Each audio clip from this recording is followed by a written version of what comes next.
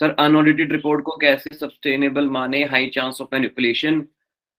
यार we have to trust it. Arun ji, आपकी बात बिल्कुल सही है कि क्योंकि ऑडिटेड रिपोर्ट जैसे रिलायंस ही मान लो, अगर रिलायंस कुछ रिपोर्ट फाइल करती है तो there are two types of reports. Usually quarterly report जो है अनऑडिटेड होती है एंड ईयरली रिपोर्ट्स को ही बड़े बड़े लोगों से ऑडिट कराया जाता है।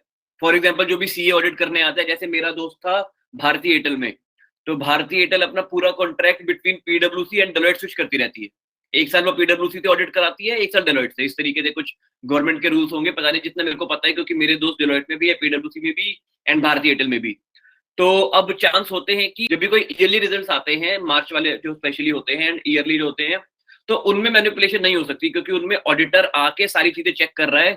लेकिन क्वार्टरली रिजल्ट्स क्योंकि कंपनी खुद ही भर रही है, तो थोड़ी बहुत मैनिपुलेशन हो सकती है।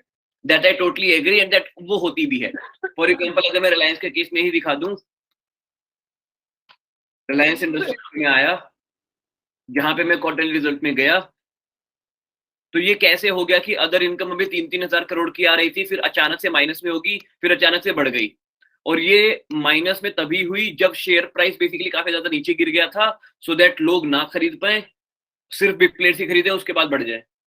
तो अब ये जो मैनिपुलेशन को पकड़ना है, ये समझदारी के साथ ही आएगा, बिट टाइम आएगा। मतलब इसमें ऐसा नहीं है कि कैसे पकड़े, बस खुद नोटिस करो कि अदर इनकम आ रही थी, अब क्यों नहीं आई।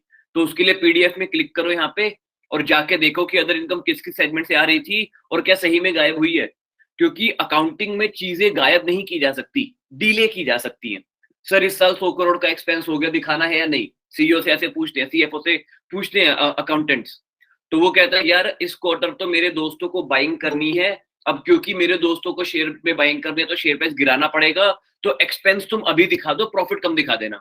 तो वो रेसिप्ट में एक दिन ऊपर नीचे करके भी हो जाता है। फॉर एग्जाम्पल अगर बिल पेमेंट आनी थी 31 मार्च को, वो दिखा देंगे कि पेमेंट 2 अप्रैल को आई है, इस वाले फाइनेंशियल क्वार्टर में काउंट नहीं होगी।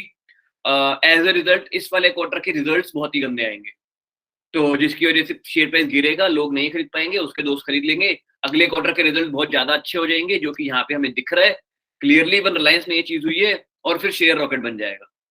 तो इसको पकड़ने के लिए बस भी समझदारी चाहिए, बिट टाइम एक्सपीरियंस से आप सीख जाओगे, और कुछ नहीं है। ठीक है।